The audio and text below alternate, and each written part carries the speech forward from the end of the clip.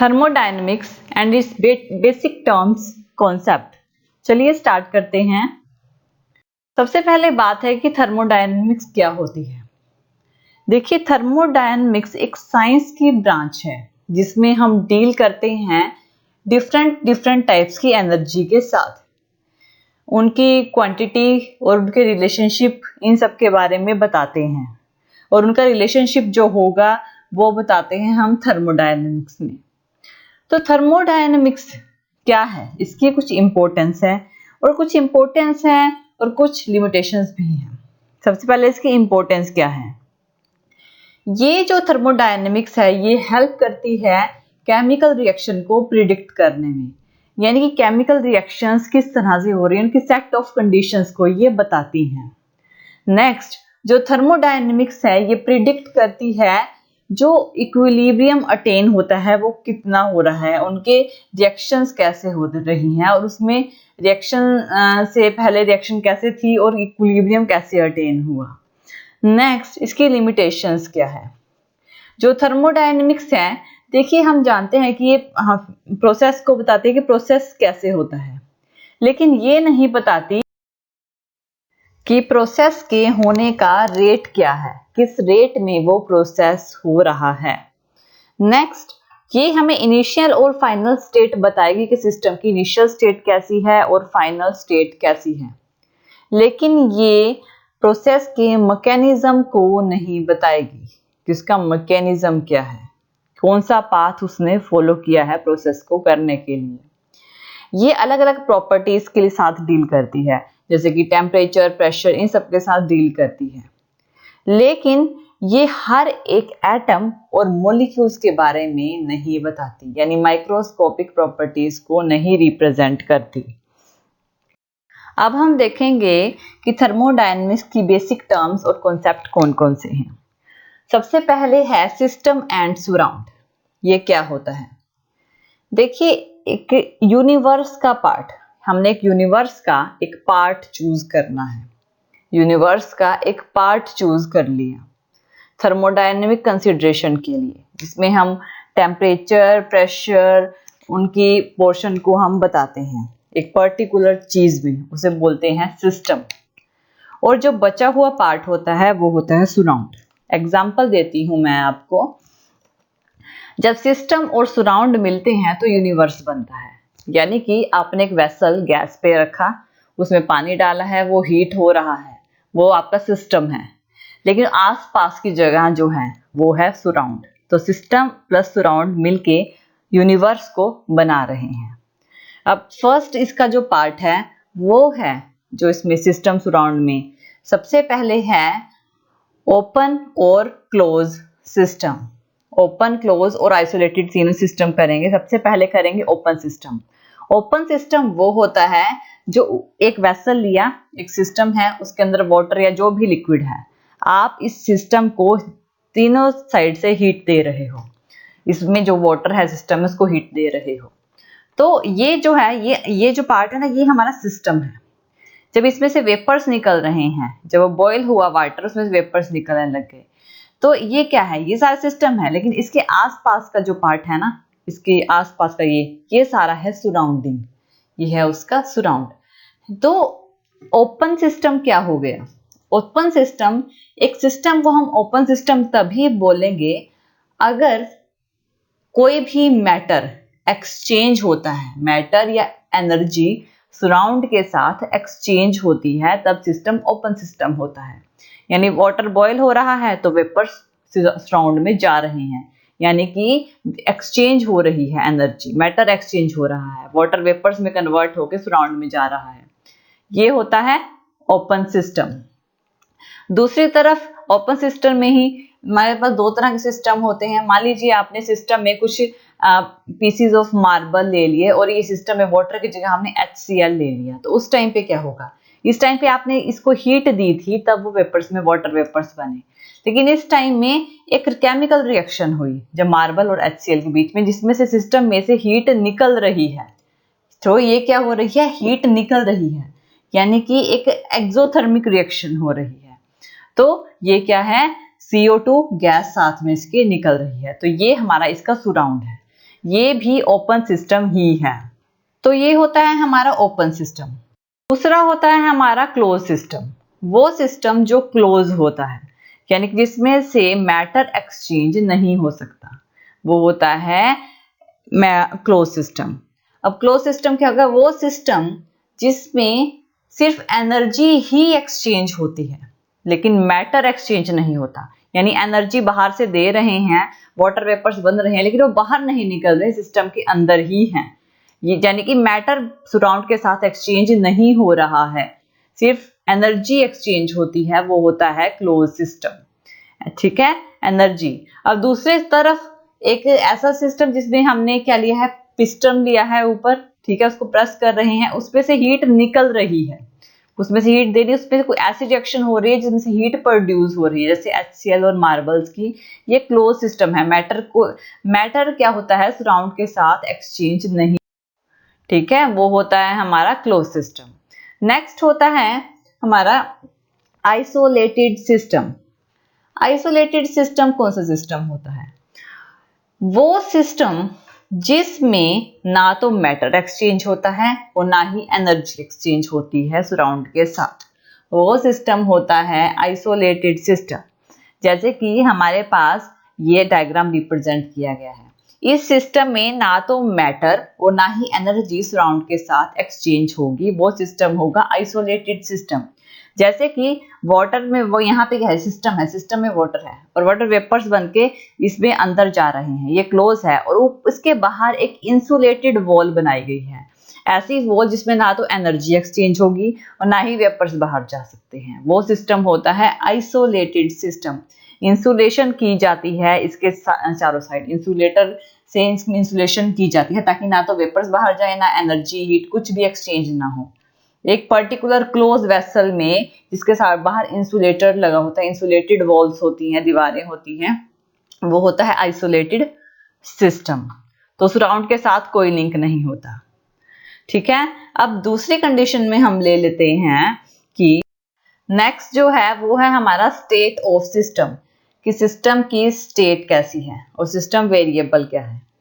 State of system का मतलब है कि जो कंडीशन है सिस्टम की वो क्या है, जो डिस्क्राइब करती है कुछ पर्टिकुलर जो ऑब्जर्वेशंस, यानी कि मेजरमेंट करती है प्रॉपर्टीज को, जैसे कि टेम्परेचर को, प्रेशर को, वॉल्यूम को, वो होती है स्टेट ऑफ सिस्टम। यानी सिस्टम की स्टेट कैसी है, कितना टेम्परेचर है, कितना प्रेशर है और कितना वॉल्यूम है, ये सब कुछ बताएगी स्टेट ऑफ सिस्टम। और नेक्स्ट होता है हमारा स्टेट वेरिएबल। स्टेट वेरिएबल क्या होता है? अब देखिए कितना स्टेट में चेंज आ रहा है। एक तो स्टेट सिस्टम है। स्टेट सिस्टम क्या होता है कि उसकी प्रॉपर्टी है कितना टेम्परेचर है, कितना प्रेशर है, कितनी वॉल्यूम है। नेक्स्ट होता है स्टेट वेरिएबल, कि कितनी प्रॉपर्टीज में चेंज आ रहा है, वो होते हैं हमारे स्टेट वेरिएबल्स। नेक्स्ट है थर्मोडायनेमिक्स का जो स्पेशल केस है, जो उसकी टर्म है, वो है स्टेट फंक्शन। स्टेट फंक्शन क्या होता है? स्टेट फंक्शन फिजिकल क्वांटिटी होती है। एक फिजिकल क्वांटिटी एक स्टेट फंक्शन हो सकती है। इसमें ये जो है ये डिपेंड करती है कि सिस्टम की स्टेट कौन सी है, सिस्टम किस स्टेट में है। ये इस चीज पे डिपेंड नहीं करती कि सिस्टम वहां तक किस तरह से पहुंचा है, किस तरह। मान लीजिए दो रिएक्शन हुई, तो दो रिएक्शन होकर एक स्टेट बन गई, कुछ रिएक्टर प्रोडक्ट बन गया, लेकिन वो कैसे बना इस चीज पे वो मैटर नहीं करती, इस चीज पे वो डिपेंड नहीं करती, बस प्रोडक्ट बन गया है। ठीक है, तो फिजिकल क्वांटिटी रिप्रेजेंट करती है स्टेट ऑफ सिस्टम की, वो पाथ नहीं रिप्रेजेंट करती। जैसे कि एक पर्सन 5th फ्लोर तक गया, 5th फ्लोर तक वो किससे गया? स्टेयर्स से गया या फिर लिफ्ट से गया? किस चीज से गया? वो इस चीज पे डिपेंड नहीं करेगी कि वो स्टेयर से गया है या फिर लिफ्ट से गया है, वो सिर्फ 5th फ्लोर तक गया, ये है स्टेट फंक्शन। लेकिन वो किस पाथ से जाता है ना, वो पाथ फंक्शन हो जाता है। ठीक है, क्योंकि सीढ़ियों पे चढ़ने में उसे ज्यादा वर्क डन हुआ और लिफ्ट से चढ़ने में उसको बहुत कम मेहनत लगी, तो वो पाथ फंक्शन हो जाता है। हम स्टेट फंक्शन की बात कर रहे हैं कि फिजिकल क्वांटिटी रिप्रेजेंट करती है, लेकिन किस तरह से हो रही है वो चीज रिप्रेजेंट नहीं करती, ये होता है स्टेट फंक्शन। नेक्स्ट होता है माइक्रोस्कोपिक सिस्टम और उसकी प्रॉपर्टीज। देखिए माइक्रोस्कोपिक सिस्टम और माइक्रोस्कोपिक प्रॉपर्टीज क्या होती हैं। वो सिस्टम जो कंटेन करता है large number of chemical species को, यानी कि एटम्स को, आयंस को और मॉलिक्यूल्स को, वो होता है माइक्रोस्कोपिक सिस्टम्स। तो ये जो प्रॉपर्टीज होती हैं माइक्रोस्कोपिक सिस्टम की, जैसे कि temperature, pressure, density, volume, melting point, boiling point, ये जो होती है माइक्रोस्कोपिक प्रॉपर्टीज होती हैं। ठीक है, प्रॉपर्टीज और सिस्टम में क्या फर्क है? माइक्रोस्कोपिक सिस्टम में एटम, आयंस और मॉलिक्यूल्स आते हैं, जबकि प्रॉपर्टीज में temperature, pressure, volume, density, melting point, boiling point, ये चीजें आती हैं। ये इनमें फर्क होता है। दो तरह की होती है, एक तो होता है एक्सटेंसिव प्रॉपर्टीज, दूसरी होती है इंटेंसिव प्रॉपर्टीज। एक्सटेंसिव प्रॉपर्टीज कौन सी होती हैं? वो प्रॉपर्टीज जो डिपेंड करती हैं क्वांटिटी ऑफ मैटर पे, कि सिस्टम में कितनी क्वांटिटी मैटर की ली गई है। ठीक है, जैसे कि मास, वॉल्यूम और हीट कैपेसिटी कितनी है, वो रिप्रेजेंट करेगी एक्सटेंसिव प्रॉपर्टी को, कि कितनी क्वांटिटी ली गई है। और नेक्स्ट है इंटेंसिव प्रॉपर्टी, ये रिप्रेजेंट करती है, जो डिपेंड करती है कि सब्सटेंस का नेचर कैसा है। ठीक है ना, किस तरह का वो नेचर है और कितने जो independent amount of substance present होगा सिस्टम में, वो बताएगी। तो ये जो है ये इंटेंसिव प्रॉपर्टीज होती हैं, जैसे freezing point, boiling point, pH और molar fraction, surface tension, viscosity, density. तो ये जो कॉमन एग्जांपल हैं इसके। तो ये जो है हमारे माइक्रोस्कोपिक सिस्टम और माइक्रोस्कोपिक प्रॉपर्टीज को रिप्रेजेंट करती है। नेक्स्ट पॉइंट होता है thermodynamic equilibrium. Thermodynamic equilibrium, system को थर्मोडायनेमिक इक्विलिब्रियम तब बोलते हैं अगर माइक्रोस्कोपिक प्रॉपर्टीज जैसे कि टेम्परेचर और प्रेशर में कोई भी चेंज नहीं आता टाइम के साथ, वो होता है थर्मोडायनेमिक इक्विलिब्रियम। जिसमें टेम्परेचर में, प्रेशर में कोई भी चेंज नहीं आएगा, वो होगा थर्मोडायनेमिक इक्विलिब्रियम। नेक्स्ट होता है थर्मोडायनेमिक प्रोसेस। थर्मोडायनेमिक प्रोसेस तभी अक्कर होता है अगर सिस्टम चेंज होता है वन स्टेट से दूसरे फाइनल स्टेट में, अनदर स्टेट में, यानी इनिशियल स्टेट से फाइनल स्टेट में जो प्रोसेस होता है उसे थर्मोडायनेमिक प्रोसेसेस बोलते हैं। जो चेंज आना स्टेट में, इनिशियल स्टेट से फाइनल स्टेट में, यानी कि रिएक्टेंट्स का प्रोडक्ट बन जाना, ये होता है थर्मोडायनेमिक प्रोसेसेस। इसमें भी अलग अलग फॉर्म होते हैं। सबसे पहला होता है आइसोथर्मल प्रोसेस। आइसोथर्मल प्रोसेस वो प्रोसेस होता है जिसमें टेम्परेचर को हम कांस्टेंट रखते हैं पूरे प्रोसेस में, उसमें उसको बोलते हैं आइसोथर्मल प्रोसेस। वो प्रोसेस जिसमें टेम्परेचर को क्या होता है, कांस्टेंट रखा जाता है पूरे प्रोसेस में, उसको आइसोथर्मल प्रोसेस बोलते हैं। नेक्स्ट होता है एडियाबेटिक प्रोसेस। वो प्रोसेस जिसमें कोई भी हीट फ्लो नहीं करती सिस्टम और सराउंड के बीच में, कोई हीट फ्लो नहीं करेगी, कोई हीट जो है वो फ्लो नहीं करेगी सिस्टम और सराउंड के बीच में, वो होंगे एडियाबेटिक प्रोसेस। नेक्स्ट होते हैं आइसोक्रोनिक प्रोसेस। वो प्रोसेस जिसमें वॉल्यूम को पूरे सिस्टम में कांस्टेंट रखा जाता है, वो होते हैं isochronic process. Next process isobaric process. वो प्रोसेस जिसमें प्रेशर को पूरे सिस्टम में कांस्टेंट रखा जाता है, वो होते हैं आइसोबारिक प्रोसेस। नेक्स्ट देखते हैं, नेक्स्ट जो सम इंपॉर्टेंट पॉइंट है थर्मोडायनेमिक्स का, वो है reversible and irreversible process. Reversible और इरिवर्सेबल प्रोसेस क्या होते हैं? देखिए ये जो प्रोसेस होते हैं ये बहुत इंपॉर्टेंट प्रोसेस होते हैं। इन प्रोसेस में मान लीजिए हमारे पास एक कंटेनर है जिसमें गैस है और उसके ऊपर एक फ्रिक्शनलेस पिस्टन लगाया गया है। अब जैसे कि नाम है इसका रिवर्सेबल और इरिवर्सेबल। रिवर्सेबल प्रोसेस जो रिवर्स हो सकते हैं, इरिवर्सेबल प्रोसेस जो रिवर्स नहीं हो सकते, जो वापस से नहीं हो सकते, वो इरिवर्सेबल प्रोसेस होते हैं। अब ऐसे ही इसका एक एग्जांपल लिया है, एक हमने कंटेनर लिया है जिसमें गैस है और उसके ऊपर फ्रिक्शनलेस पिस्टन लगाया गया है। अब सपोज कीजिए कि यहाँ पे कुछ सैंड रखी है हमने, क्या है ये पाइल ऑफ सैंड हमने यहाँ पे रख दी। तो ये सैंड क्या, सैंड में वेट है, सैंड में जितना वेट होगा ये पिस्टन उतना ही नीचे चला जाएगा, गैस उतनी ही कंप्रेस हो जाएगी और वॉल्यूम उतनी ही कम हो जाएगी। लेकिन आप लीजिए आपने कुछ सैंड को ऊपर से जो बाहर से प्रेशर लगेगा वो एक्सटर्नल प्रेशर होगा, लेकिन कुछ अंदर से भी तो प्रेशर लगेगा, वो जो प्रेशर होगा वो इंटरनल प्रेशर होगा। मान लीजिए आपने इस टाइम पे ये सैंड यहाँ पे पड़ी है, तो इस सिस्टम में इक्विलिब्रियम है, एक पर्टिकुलर टाइम पे इक्विलिब्रियम है, लेकिन आपने कुछ सैंड यहाँ से हटा दी। जब कुछ सैंड हटाई तो इंटरनल प्रेशर ज्यादा हो जाएगा, तो पिस्टन ऊपर की साइड मूव करेगा। पिस्टन ऊपर की साइड मूव करेगा तो मतलब गैस के मॉलिक्यूल्स बढ़ जाएंगे, फैल जाएंगे, जितना वो ऊपर की तरफ मूव किया है इंटरनल प्रेशर से। तो गैस को मूवमेंट के लिए ज्यादा जगह मिलेगी, गैस के मॉलिक्यूल्स को। तो ये क्या है, ये अब जितनी सैंड हटाई है तो कुछ टाइम बाद उसमें फिर से इक्विलिब्रियम आ जाएगा और ये वहीं पे ही रहेगा। तो यही प्रोसेस रिवर्सेबल प्रोसेस को रिप्रेजेंट करते हैं। रिवर्सेबल प्रोसेस वो प्रोसेस होते हैं जिसमें देखिए, हम इसके उसमें देखेंगे, रिवर्सेबल प्रोसेस में हम करते हैं वो प्रोसेस जो कैरी आउट होते हैं इनफाइनाइटसिमली स्लो कैरी आउट होते हैं, जो सारे चेंजेस अक्कर होते हैं, ठीक है।